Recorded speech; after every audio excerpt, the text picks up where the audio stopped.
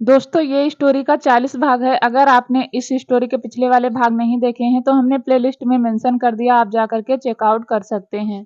दिव्यांश ने दृष्टि को खुद से दूर किया और उसे कसकर गले लगा लिया। फिर उसके कान को चूमते हुए कहा, दृष्टि मैं जानता हूँ कि अभी 2-3 महीने मैं तुम्हारे करीब नहीं आ सकता, पर जब करीब आऊंगा तब तुम्हें छोड़ूंगा नहीं, खा जाऊंगा। दृष्टि के चेहरे पर एक मुस्कान आ गई। दिव्यांश ने फिर से उसे कसकर गले लगा लिया। तभी वहां नर्स ने आकर कहा, सर आप बाहर जाइए, मुझे मैम का चेकअप करना है। दिव्यांश ने शरारत भरी आवाज में कहा, तो मैं कौन सा मना कर रहा हूँ, कर लो। इस पर दृष्टि ने दिव्यांश के कंधे पर मार कर कहा, मिस्टर रघुवंशी बाहर जाइए। दिव्यांश को हंसी आ गई। उसने फिर से दृष्टि के माथे को चूम लिया और बाहर चला गया। बाहर आकर उसने देखा छोटे बच्चे के लिए सब लड़ रहे हैं। सब एक दूसरे से उस बच्चे को गोद में लेने के लिए बहस कर रहे हैं। दिव्यांश ने फिर सिवाय को देखकर कहा, सिवाय मुझे किसी ने कहा था कि मैं बहुत लेट लतीफ हूँ। इस पर सिवाय ने कहा, हाँ तो मेरी छुई मुई बहुत छोटी है, वरना यह अचीवमेंट भी मैं तुझसे पहले ही जीत लेता। पूरी रघुवंशी फैमिली बहुत खुश थी, खासकर दिव्यांश। उसे तो यकीन ही नहीं था कि वह डैडी बन गया। दिव्यांश ने फिर हर्षवर्धन को देखकर कहा, जा तू, अब मैं अपनी दृष्टि को लेकर घर जाऊंगा। इस पर वरदान ने दिव्यांश को जवाब देते हुए कहा, ऐसे कैसे ले जाओगे, पहले शादी तो कर लो। दिव्यांश को हंसी आ गई। उसने फिर पैंथर के कंधे पर हाथ मार कर कहा, बताओ मेरे ससुर जी को कि शादी तो मैंने 6 महीने पहले ही कर ली थी। दिव्यांश की बात सुनकर सब हैरानी से दिव्यांश को देखने लगे, खासकर सिवाय। सिवाय को तो यह यकीन नहीं था कि दिव्यांश ऐसा भी कुछ कर सकता है। दिव्यांश के कहने पर पैंथर ने उसे वह सारी बातें सबको बता दी। हर्षवर्धन ने ताली बजाकर कहा, क्या बात है, मतलब चाचा भतीजे की एक साथ शादी हो गई। दिव्यांश ने हाँ में गर्दन हिला दी। थोड़ी देर बाद नर्स दृष्टि का चेकअप करके बाहर आई।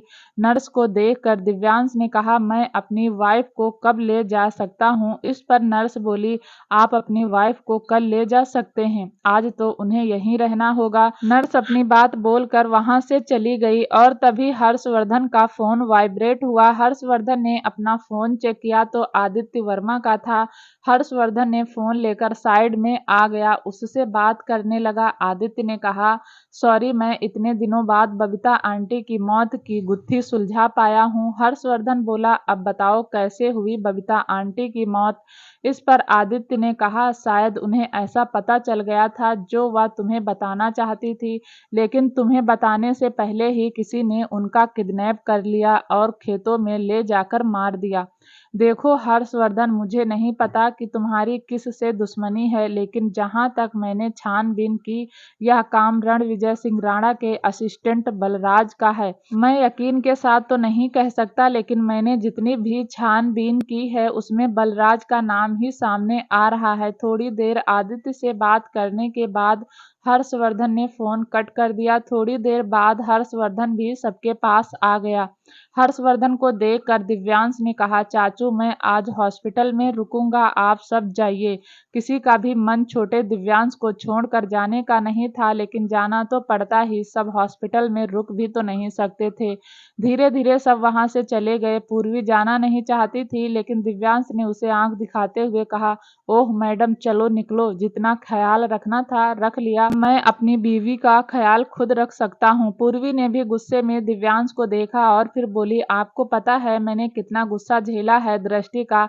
आपका यह छोटा सा गुस्सा जब पेट में था तो दृष्टि बहुत गुस्सा करती थी, सबसे ज्यादा गुस्सा मैंने ही झेला है। आपको मुझे थैंक यू बोलना चाहिए। दिव्यांश ने मुस्कुराकर कहा, चल थैंक यू, अब जा, मैं अपनी दृष्टि का ख्याल खुद रख लूंगा। जब पूर्वी जा रही थी तो दिव्यांश ने उसे रोकते हुए कहा, ए पैथर की पूर्वी, कहा था ना कि दृष्टि से तो मैं शादी करके रहूंगा। पूर्वी ने मुस्कुराकर हाँ में गर्दन हिलाई और फिर चली गई। सब चले गए थे, या कह सकते हैं पैथर ने जानबूझकर सबको भेज दिया था ताकि वह पूर्वी को घर छोड़कर आए। पैंथर को देखकर पूर्वी समझ गई और बोली, तो तुमने सोच लिया कि एक भी मौका नहीं छोड़ोगे। इस पर पैंथर ने ना में गर्दन हिलाते हुए कहा, मैं मौका क्या, तुम्हें भी नहीं छोड़ूंगा। अब चलो बैठो गाड़ी में, तुम्हें घर छोड़ देता हूँ। वहीं दूसरी तरफ जब यह बात रूही को पता चली कि दिव्यांश को बेबी बॉय हुआ है तो उसकी खुशी का तो ठिकाना ही नहीं रहा। वह एक सेकंड के लिए अपना दुख भूल गई और बेड पर उछल उछल कर कूदने लगी। राजवीर जो कि किचन को साफ कर रहा था, वह आवाज सुनकर अंदर आया तो उसने रूही को बेड पर कूदते हुए देखा। राजवीर बोला, रूही, मेरा बेड इतना मजबूत नहीं है, टूट जाएगा, और तुम चटोरी बिल्ली होकर बंदरिया की तरह उछल क्यों रही हो। इस पर रूही जल्दी से नीचे उतरी। उसने राजवीर की दोनों बाजू पकड़ी और उसे घुमाते हुए कहा, राजवीर, राजवीर, तुम्हें पता है दृष्टि के बेबी बॉय हुआ है, मतलब छोटा सा बेबी। तुम्हें पता है जब पीहू हुई थी तब मैं इंडिया में नहीं थी। मैंने पीहू को तब देखा जब वह 2 साल की हो गई। मैंने कभी न्यू बॉर्न बेबी को देखा ही नहीं, लेकिन अब मैं दिव्यांश भैया के बच्चे को देखूंगी। तुम चलोगे मुझे लेकर। रूही की बात सुनकर राजवीर भी खुश हो गया। राजवीर बोला, यह तो गुड न्यूज है, तुम अभी चलना चाहती हो। इस पर रूही ने हाँ में गर्दन हिला दी। राजवीर ने कहा, लेकिन बुलेट से जाना पड़ेगा। रूही बोली, हाँ ठीक है, मैं अभी रेडी होकर आती हूँ। रूही ने कबर्ड में से लैवेंडर कलर का एक फ्रॉक सूट निकाला और वॉशरूम में चली गई। राजवीर भी किचन में आ गया। उसने अपना पूरा किचन साफ किया और फिर वह भी कमरे में तैयार होने लगा। थोड़ी देर बाद राजवीर ने अपनी बुलेट निकाली और उसे स्टार्ट कर दिया। रूही राजवीर के पीछे बैठ गई। राजवीर हॉस्पिटल जाने के लिए निकल गया। करीब 45 मिनट बाद राजवीर ने अपनी बुलेट हॉस्पिटल के बाहर रोकी। राजवीर और रूही दोनों ही अस्पताल के अंदर चले गए। रूही बहुत ज़्यादा एक्साइटेड थी। रूही तो सीधा दृष्टि के पास पहुंची और उसने जाते ही सीधा दृष्टि को गले लगा लिया और फिर कांग्रेचुलेशन करते हुए कहा, भाभी, मुझे तो यकीन नहीं आता कि मैं इतनी जल्दी बुआ बन गई। दिव्यांश भी बेबी को गोद में लिए खड़ा था। रूही को देखकर मुस्कुराते हुए बोला, रूही, मैं सोच ही रहा था कि अब तक रूही आई क्यों नहीं, वरना उसे तो बच्चे बहुत पसंद है। रूही फिर दिव्यांश से बच्चे को लेते हुए बोली, हाँ भैया, तभी तो मुझसे रुका ही नहीं गया और मैं फटाफट वहां से आ गई। फिर वह दिव्यांश के बच्चे के साथ खेलने लगी। रूही तो सच में दिव्यांश के बच्चे को देखकर बहुत खुश थी। रूही ने ना जाने कितनी बार दिव्यांश के बच्चे को किस कर दिया था और कितनी बार उसे अपने सीने से लगा लिया था। राजवीर पहली बार रूही का ऐसा रूप देख रहा था। राजवीर रूही को ऐसे देखकर अंदर ही अंदर खुश था। उसे यकीन नहीं था कि रूही को बच्चे इतने पसंद हैं और वह बच्चों को देखकर इतना एक्साइटेड भी हो जाती है। दिव्यांश राजवीर के पास आकर बोला, सीनियर, इसमें कुछ सुधार आया कि वैसी की वैसी है। राजवीर ने कहा, दिव्यांश, एक बार रूही की नज़र से देखो, उसकी शादी उसके बॉयफ्रेंड से टूट गई, एक ऐसे लड़के से हो गई जो उसे कभी लग्जरी लाइफ नहीं दे सकता, जिसे वह पसंद नहीं करती। अभय अच्छा नहीं है, यह बात मैं जानता हूँ, तुम जानते हो, चाचू जानते हैं, लेकिन यह तो नहीं जानती इसके अंदर सुधार तभी आएगा जब यह अभय की सच्चाई जान जाएगी। दिव्यांश बोला, हाँ यह तो है, हम रूही को समझे नहीं, लेकिन हमने रूही को समझाया तो बहुत था ना, लेकिन रूही हम सब की बात मानती ही नहीं। देखो राजवीर, यह बात तो सच है, तुमसे अच्छा जीवन साथी रूही को नहीं मिलता। रूही को आज नहीं तो कल यह बात समझ आ जाएगी कि अभय उसके लिए अच्छा नहीं था, लेकिन तुम उसके लिए बहुत अच्छे हो। राजवीर और रूही ने साथ में 2 घंटे हॉस्पिटल में बिताए। फाइनली राजवीर ने कहा, रूही अब चले, काफी रात हो गई। रूही बोली, लेकिन मेरा बेबी को छोड़कर जाने का बिल्कुल मन नहीं है, कुछ देर और रुक जाते हैं। राजवीर ने कहा, रूही कल आकर मिल लेना, अभी बहुत लेट हो गया है, दृष्टि को भी आराम करना है और बच्चा भी सो गया है। रूही मुंह बनाकर बोली, अच्छा ठीक है, चलते हैं। फिर वह बच्चे को लेकर राजवीर के पास आई और बोली, तुम इसे गोद में नहीं लोगे। रूही के कहने पर राजवीर ने भी उस बच्चे को गोद में ले लिया और जैसे ही राजवीर ने उस बच्चे को गोद में लिया, राजवीर के चेहरे पर एक मुस्कान आ गई। दृष्टि को नहीं पता था कि राजवीर और रूही की शादी किस कंडीशन में हुई है। दृष्टि बोली, रूही, इसमें इतना खुश होने वाली क्या बात है, अब तो तुम्हारी भी शादी हो गई है, 1 साल बाद तुम भी गुड न्यूज दे दो, फिर तुम्हारे पास भी एक छोटा सा बेबी होगा। यह सुनते ही रूही राजवीर को देखने लगी और राजवीर रूही को। कहीं ना कहीं रूही का चेहरा उतर गया, जबकि राजवीर के चेहरे पर हल्की सी मुस्कान आ गई। राजवीर ने बच्चा दिव्यांश को देकर कहा, अब हम चलते हैं, बहुत देर हो गई है। फिर उसने रूही को इशारा किया और रूही भी राजवीर के पीछे पीछे हॉस्पिटल से बाहर आ गई। राजवीर ने अपनी बुलेट स्टार्ट की और रूही उसके पीछे बैठ गई और राजवीर फिर अपनी बुलेट को लेकर वहां से चला गया। वहीं दूसरी तरफ शिवाय मेंशन वापस आया तो सबसे पहले आर्या के कमरे में गया। आर्या उस वक्त सो रही थी और उसके पास पीहू ही सो रही थी। शिवाय आर्या को उठाकर एक गुड न्यूज देना चाहता था, लेकिन आर्या को नींद में जगाना ठीक नहीं समझा। शिवाय ने पहले आर्या को किस किया और फिर पीहू को, और फिर पीहू के बराबर में आकर लेट गया। थोड़ी देर में शिवाय को भी नींद आ गई। वहीं दूसरी तरफ रास्ते में राजवीर की बुलेट खराब हो गई। राजवीर अपनी बुलेट देख रहा था कि इसमें क्या प्रॉब्लम आई है, और रूही हाथ बांधे खड़ी थी। राजवीर बोला, रूही पता नहीं इसमें क्या हो गया है, क्या तुम थोड़ी दूर पैदल चल सकती हो? रूही नाराज भरी टोन में बोली, कितना पैदल? राजवीर बोला, यही कोई 1 घंटा। रूही को इतना गुस्सा आ गया, वह बोली, 1 घंटा? मैं 1 घंटा पैदल चलूंगी? रूही अपने दांत पीस रही थी। वह राजवीर को बहुत कुछ बोलना चाहती थी, क्योंकि वह कभी पैदल नहीं चली थी, लेकिन फिर उसने कुछ सोचकर राजवीर को कुछ नहीं कहा। रूही मुंह बनाती हुई बोली, हाँ चलूंगी, चलो। राजवीर फिर अपनी बुलेट को पैदल खींचता हुआ चल रहा था और रूही भी उसके साथ साथ चल रही थी। राजवीर और रूही चल रहे थे कि तभी एक लग्जरी गाड़ी उसके पास आकर रुकी। उस लग्जरी गाड़ी में से एक लड़की उतरी। वह लड़की करीब रूही की उम्र की ही होगी। फिर वह राजवीर के पास आकर बोली, सीनियर आप यहाँ, मैं कुछ हेल्प कर दूं? उस लड़की को देखकर राजवीर के चेहरे पर एक मुस्कान आ गई, जबकि रूही का मुंह बन गया। रूही ने उस लड़की को ऊपर से नीचे तक देखा। वह लड़की बहुत सुंदर थी, इसमें दो राय नहीं थी कि रूही भी बहुत खूबसूरत थी, लेकिन वह लड़की भी रूही से कम नहीं थी। राजवीर ने उस लड़की को देखकर कहा, नहीं प्रिया, मुझे तुम्हारी मदद नहीं चाहिए, बस मेरी बाइक खराब हो गई थी, इसलिए मैं इसे पैदल लेकर जा रहा हूँ। तुम बताओ, तुम्हारी पढ़ाई कंप्लीट हो गई? उस लड़की ने अपने ड्राइवर को इशारा किया और बोली, तुम गाड़ी पीछे पीछे लेकर आओ, मैं सीनियर से बात करती हुई चल रही हूँ। प्रिया बोली, सीनियर मैंने अभी अभी ग्रेजुएशन खत्म की है, पापा मुझे आगे पढ़ने के लिए अब्रॉड भेज रहे हैं, लेकिन मेरा जाने का मन नहीं है। आप ही तो कहते हो कि इंडिया भी पढ़ाई में बहुत आगे है, फिर पता नहीं लोग बाहर क्यों जाते हैं, तो मैं तो अपनी पढ़ाई इंडिया में ही कंटिन्यू करना चाहती हूँ, बाहर नहीं जाना चाहती थी। प्रिया ने फिर रूही की तरफ देखकर इशारा किया और बोली, सीनियर आपकी गर्लफ्रेंड है? राजवीर ने एक नज़र रूही को देखा। राजवीर कुछ बोलता उससे पहले ही प्रिया बोली, यह मत कहना यह आपकी गर्लफ्रेंड है, नहीं तो बहुत लड़कियों के दिल टूट जाएंगे। प्रिया की बात सुनकर राजवीर ने हंसते हुए कह दिया, यह मेरी गर्लफ्रेंड नहीं है, मेरी बीवी है। यह सुनते ही प्रिया की तो आंखें ऑलमोस्ट बाहर आ गई। उसे बहुत ज्यादा हैरानी हुई। उसने रूही को देखा और फिर राजवीर को, और फिर चलते हुए बोली, मजाक कर रहे हो सीनियर, आपने शादी कर ली? राजवीर अपनी बाइक हिलाता हुआ बोला, हाँ मैंने शादी कर ली। यह रूही है, तुम जानती हो ना दिव्यांश और शिवाय को, यह उनकी बहन है।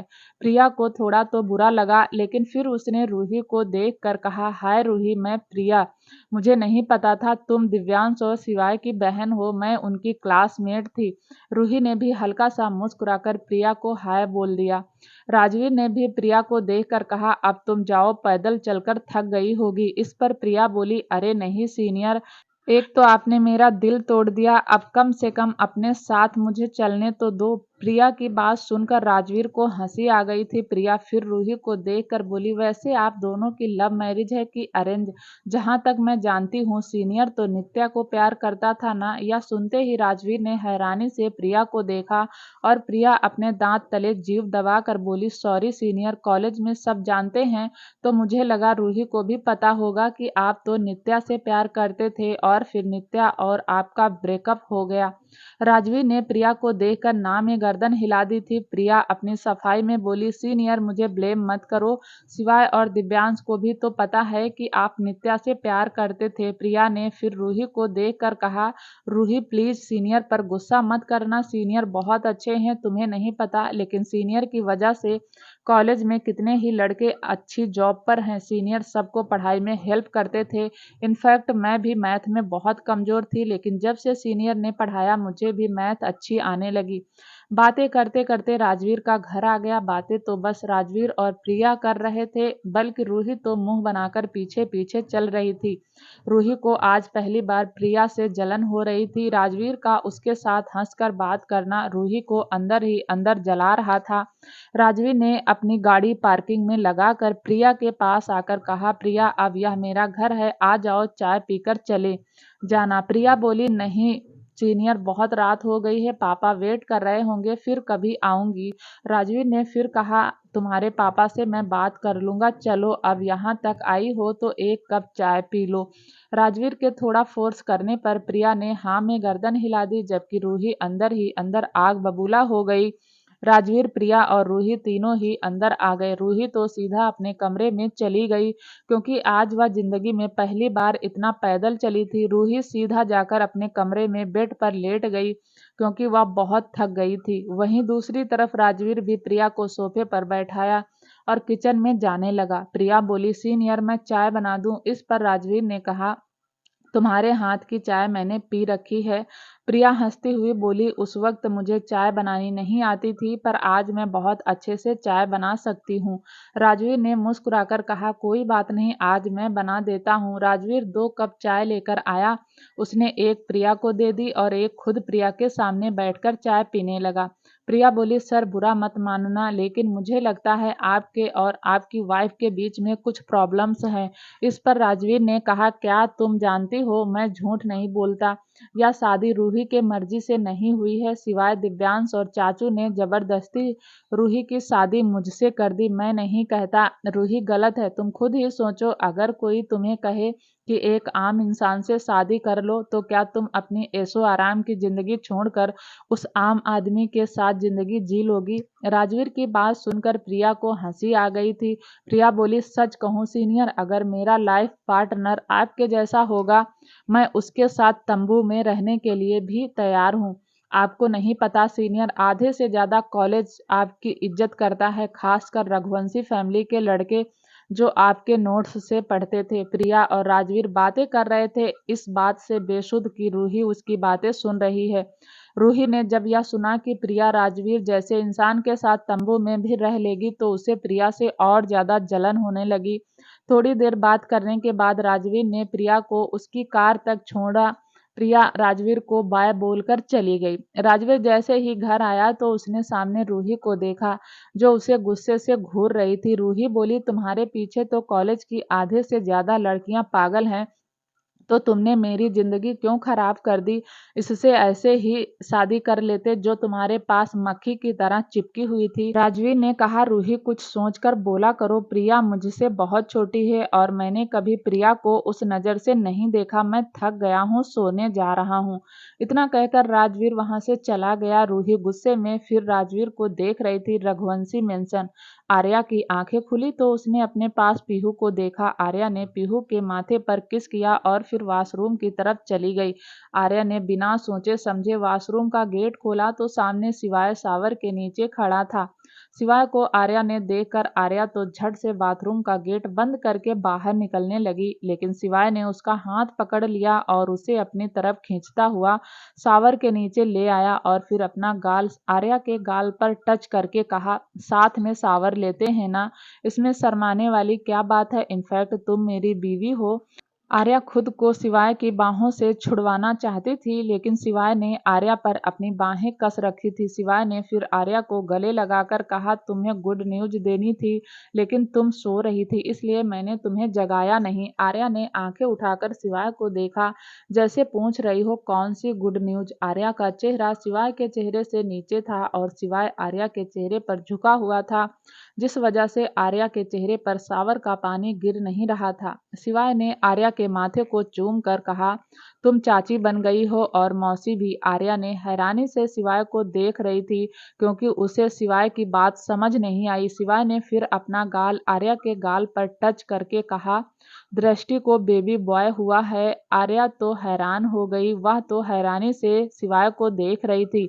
शिवाय ने हाँ में गर्दन हिलाते हुए कहा, मैं सच कह रहा हूँ, दृष्टि प्रेग्नेंट थी और यह बात किसी को नहीं पता थी और कल ही उसकी डिलीवरी हुई है। आर्या के चेहरे पर एक बड़ी बड़ी सी मुस्कुराहट आ गई और उसने शिवाय को कसकर गले लगा लिया। शिवाय ने भी अपनी बाहें आर्या पर कस दी और फिर धीरे धीरे दोनों एक दूसरे के करीब आने लगे।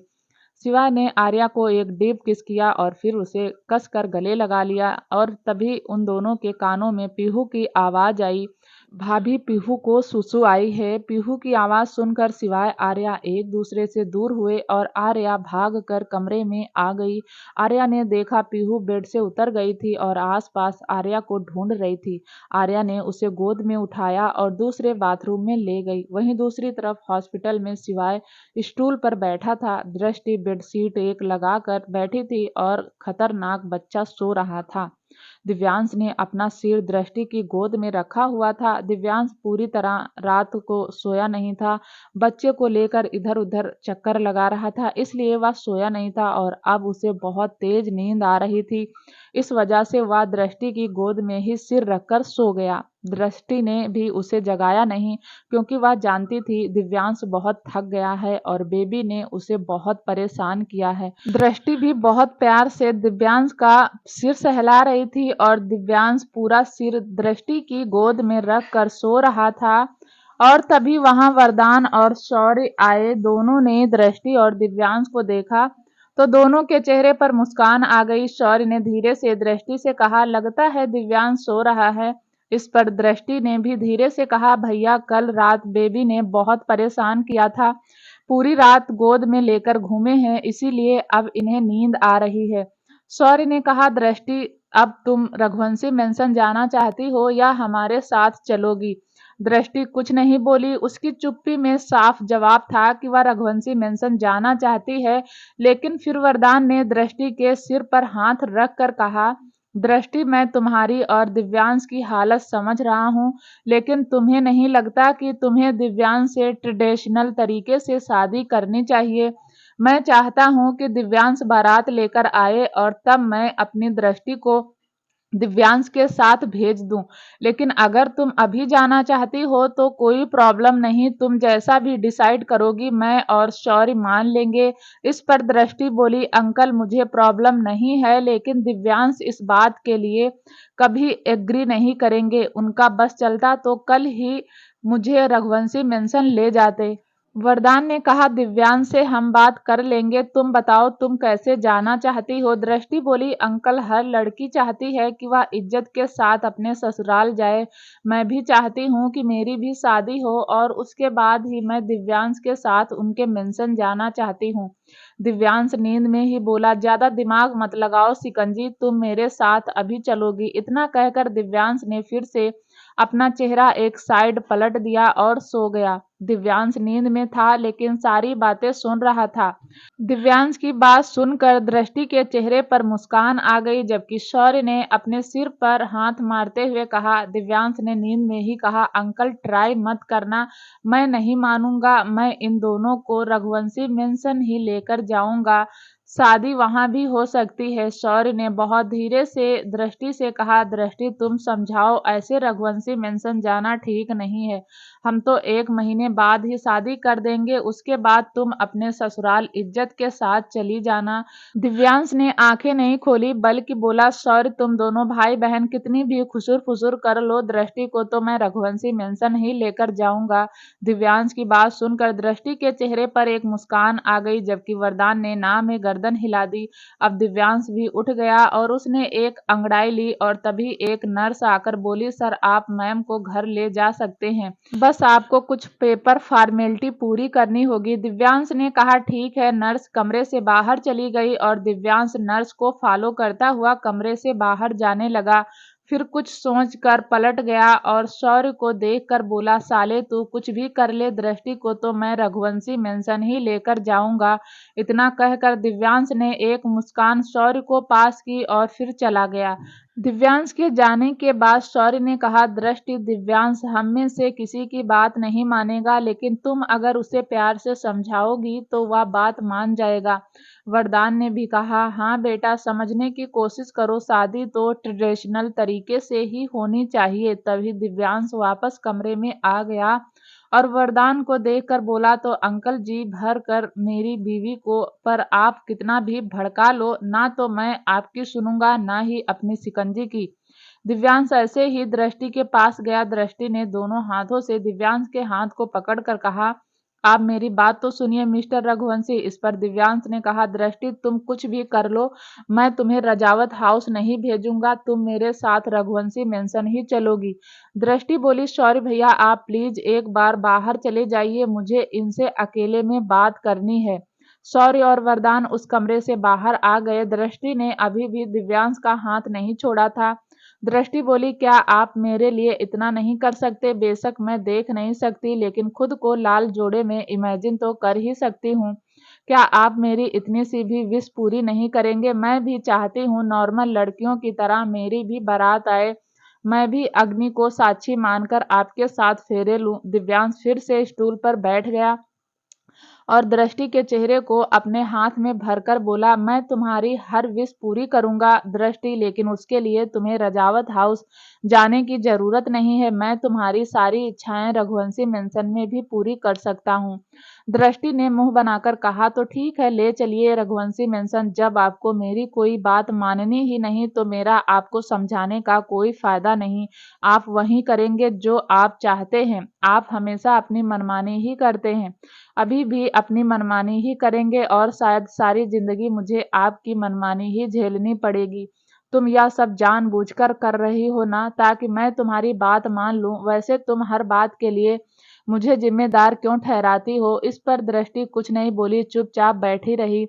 दिव्यांश ने कुछ मिनट बाद कहा, तुम रजावत मेंशन जाना चाहती हो ना? दृष्टि हल्के गुस्से में बोली, मेरे चाहने से ना चाहने से क्या होता है, आप मेरी बात मानते ही कहाँ है? दिव्यांश दृष्टि के करीब आया और उसके गाल को चूमकर बोला, अब ज्यादा नौटंकी मत करो, चलो तो मैं तुम्हें रजावत हाउस ही छोड़ देता हूँ, लेकिन बस एक महीना, एक महीने बाद एक दिन के लिए भी तुम्हें रजावत हाउस नहीं भेजूंगा। फिर नहीं तुम रोना या मुझे पीटना या मुझसे झगड़ा करना, लेकिन मैं तुम्हें रघुवंशी मेंशन से कहीं नहीं जाने दूंगा, और अगर कहीं जाना होगा तो तुम मेरे साथ जाओगी। दिव्यांश की बात सुनकर दृष्टि के चेहरे पर एक हल्की सी मुस्कान आ गई। दिव्यांश ने अपनी नाक दृष्टि की नाक से रगड़कर कहा, सब जानता हूँ शिकंजी, तुम बहुत नौटंकी करती हो, लेकिन हो तुम पूरी खट्टी मीठी, एकदम शिकंजी की तरह। दृष्टि के चेहरे की मुस्कान और ज्यादा बढ़ गई। दिव्यांश ने शौर्य को आवाज लगाकर कमरे में बुला लिया और शौर्य भी आ गया। दिव्यांश ने कहा, तू साले, तूने मेरी बीवी को भड़का ही दिया, चलो रजावत हाउस ही चलते हैं। शौर्य ने बच्चे को गोद उठा लिया। दिव्यांश ने दृष्टि को उठाने की कोशिश की तो दृष्टि बोली, क्या कर रहे हैं मिस्टर रघुवंशी, मैं खुद जा सकती हूँ। लेकिन तब तक दिव्यांश ने दृष्टि को गोद में उठाते हुए कहा, मेरे होते हुए खुद क्यों जाओगी, मैं हूं ना तुम्हें उठाने के लिए। इतना कहकर दिव्यांश दृष्टि के साथ अस्पताल से बाहर आ गया। थोड़ी देर बाद शौर्य ने गाड़ी रजावत हाउस के बाहर रोक दी। दिव्यांश ने फिर से दृष्टि को गोद में उठा लिया और मेन गेट की तरफ बढ़ गया।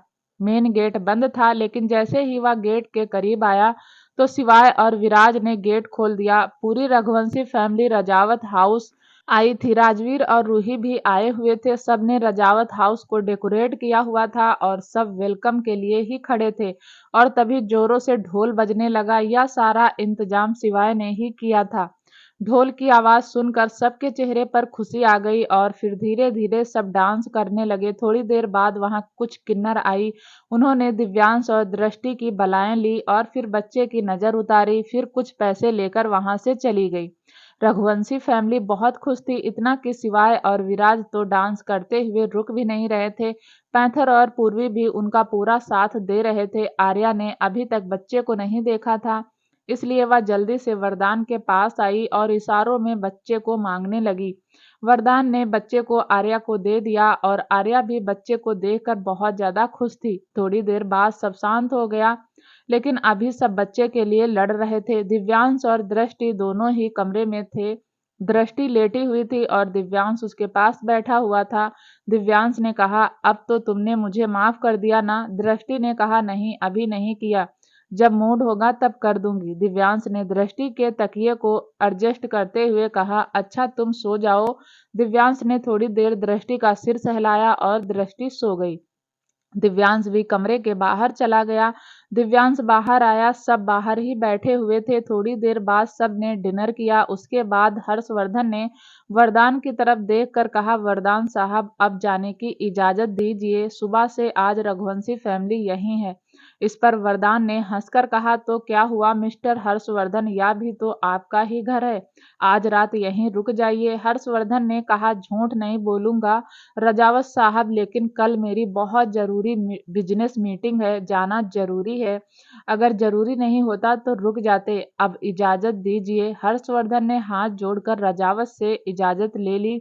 हर्षवर्धन ने फिर सबको देखकर कहा, अब चलो गधों। सारे गधे उठ गए, मतलब सब उठ गए और हर्षवर्धन के पीछे पीछे चल दिए। किसी का भी मन बच्चे को छोड़कर जाने का नहीं था, लेकिन जाना तो पड़ता ही। बस सब थोड़ा सा ही बाहर गए थे कि शिवाय ने चुगली करते हुए कहा, चाचू दिव्यांश नहीं आया, देख लो वह वहीं रुक रहा है। चाचू, अगर वह वहां रुकेगा तो मैं भी बच्चे के पास रुकूंगा, और आर्या भी। हर्षवर्धन ने आर्या की तरफ देखा और आर्या ने हाँ में गर्दन हिला दी, जैसे कह रही हो, हाँ शिवाय बिल्कुल ठीक कह रहे हैं, हम दोनों भी फिर यहीं रुक जाएंगे।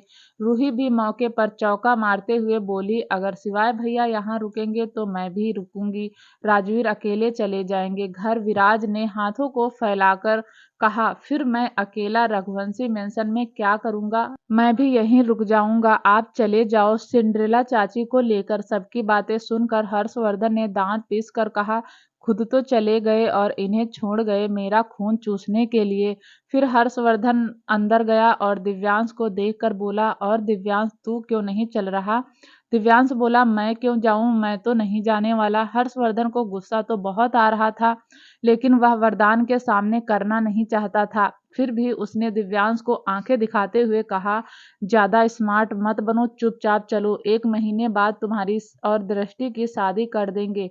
दिव्यांश ने बच्चों की तरह पैर पटक कर बोला, चाचू मैं नहीं जा रहा, मुझे मत बोलो, मैं नहीं जाऊंगा, मुझे यहीं रहना है, दृष्टि के पास और अपने बच्चे के पास। दिव्यांश और हर्षवर्धन की कन्वर्सेशन सुनकर सब दबी हंसी हंस रहे थे। हर्षवर्धन ने फिर कहा, दिव्यांश मेरा दिमाग मत खराब करो, चलो यहाँ से। अगर तुम यहाँ रहोगे तो दृष्टि को तंग करते रहोगे और उसे अभी आराम की जरूरत है, चुपचाप चलो यहाँ से। दिव्यांश बोला, मैं बिल्कुल भी दृष्टि को परेशान नहीं करूंगा, बल्कि अपने बच्चे के साथ ही खेलूंगा। चाचू प्लीज रहने दो, आज मैं सुबह यहीं से ऑफिस चला जाऊंगा।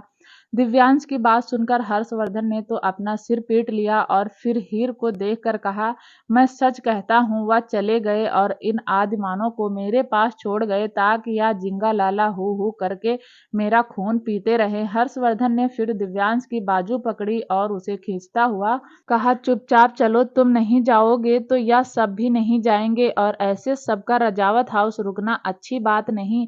कुछ तो शर्म करो, यह लोग हमारे समधी हैं। हर्षवर्धन दिव्यांश को खींचता हुआ लगभग बाहर ही ले आया था, और तभी दिव्यांश की नजर शिवाय पर पड़ी, जो दिव्यांश को देखकर मुस्कुरा रहा था। दिव्यांश को समझते देर नहीं लगी कि यह सब शिवाय का किया धरा है। तभी दिव्यांश के दिमाग की बत्ती जल गई।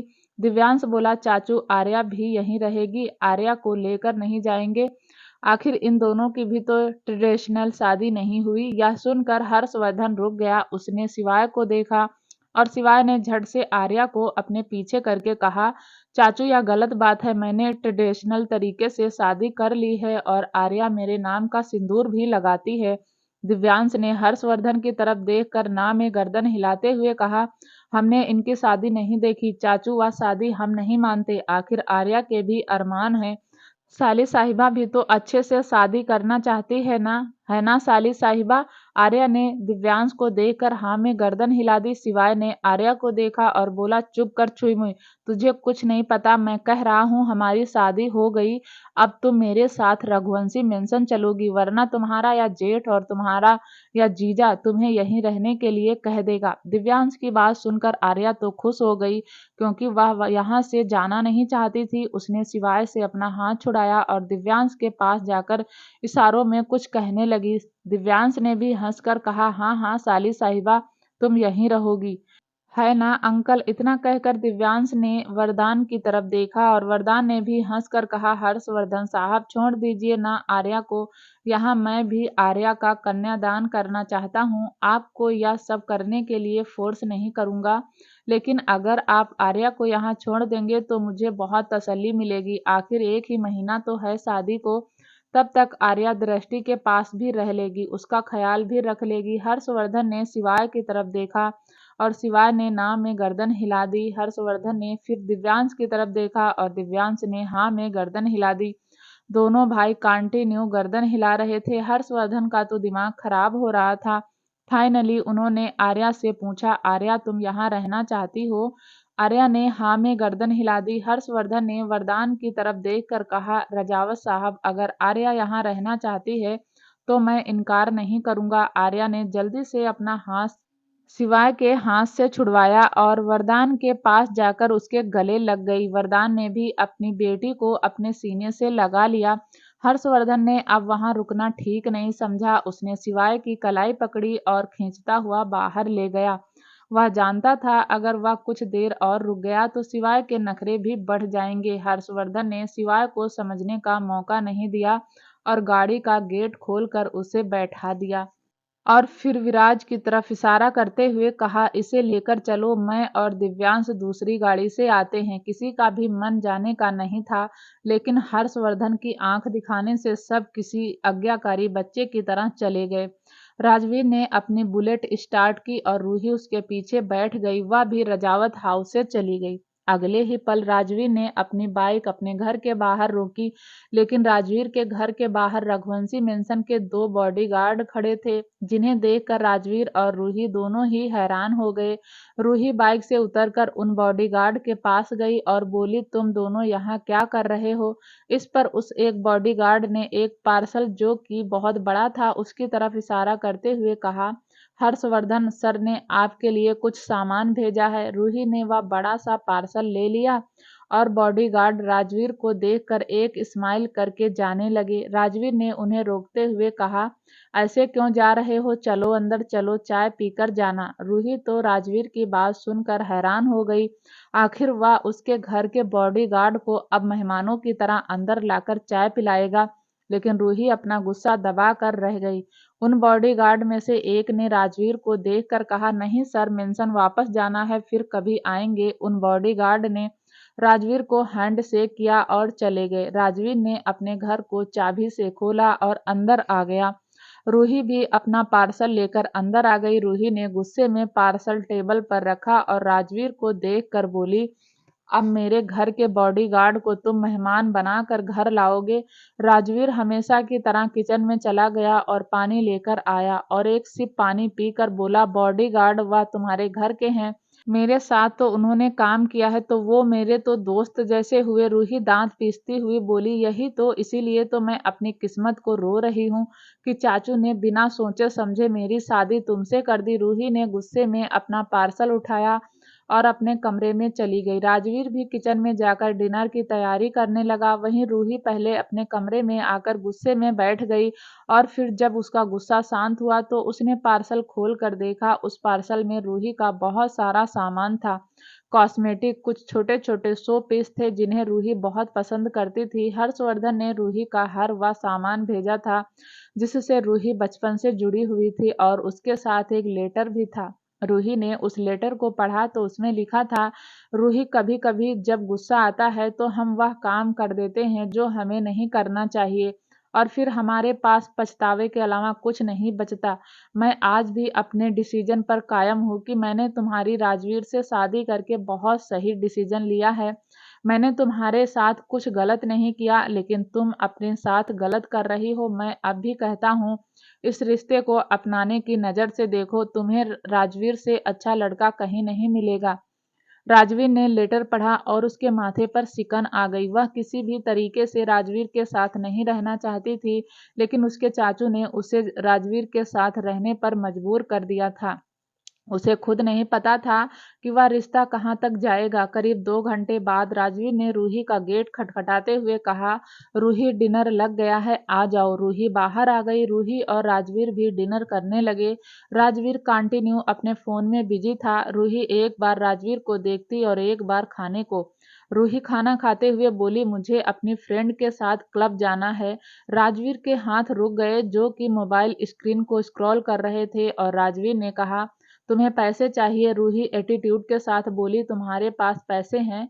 पैसे नहीं चाहिए, परमिशन चाहिए। तुमसे पूछे बिना जाऊंगी तो चाचू मुझ पर और गुस्सा होंगे। राजवीर ने कहा, तुम अपनी जिंदगी अपने हिसाब से जी सकती हो और मुझे यह बात बोलने में बिल्कुल शर्म नहीं है कि इस वक्त मेरे पास पैसे नहीं हैं, इसलिए मैं तुम्हारी पैसों से हेल्प नहीं कर सकता।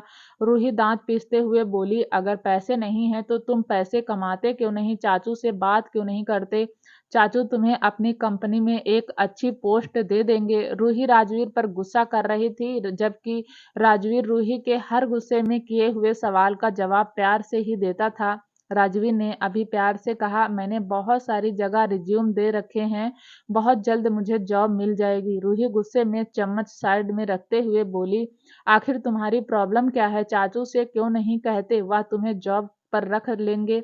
राजवीर ने फिर प्यार से कहा, मैं चाचू का एहसान नहीं लेना चाहता, अपने बलबूते पर कुछ करना चाहता हूँ और कर भी लूंगा। तुम्हें टेंशन लेने की जरूरत नहीं है, अगले महीने से मैं तुम्हें पैसे दे दिया करूंगा। रूही गुस्से से डाइनिंग टेबल से उठ गई। राजवीर ने प्यार से पूछा, रूही खाना खा लो। इस पर रूही ने कहा, मेरा हो गया। रूही गुस्से में अपने कमरे में चली गई। राजवीर ने भी थोड़ा बहुत खाकर किचन को साफ करने लगा। अगली सुबह रूही की जब आंख खुली तो उसे कल रात का झगड़ा याद आ गया और उसने खुद से ही कहा, पता नहीं राजवीर किस मिट्टी का बना है, मैं कितना भी गुस्सा कर लूं लेकिन हमेशा प्यार से ही जवाब देता है। रूही कुछ सोच कर बाहर आई तो उसने राजवीर को कहीं नहीं देखा। रूही किचन में गई तो उसने फ्रिज पर एक चिट लिखी देखी जो राजवीर ने लगाई थी। उस चिट पर लिखा था, मैं इंटरव्यू देने के लिए बाहर जा रहा हूँ, आने में देर हो जाएगी। तुम्हारे लिए सैंडविच बना दिए हैं, खा लेना। दोपहर को फ्रूट खा लेना, रात को मैं आकर डिनर बना दूंगा। कहीं जाना चाहती हो तो जा सकती हो, तुम्हें मेरी परमिशन की जरूरत नहीं है, बस अपना ख्याल रखना। क्या रूही राजवीर को समझ पाएगी? क्या होगा आगे? जानने के लिए दोस्तों प्लीज चैनल को लाइक शेयर सब्सक्राइब जरूर करें ताकि जब भी वीडियो डालें आपको नोटिफिकेशन तुरंत मिले। तब तक के लिए नमस्कार, धन्यवाद।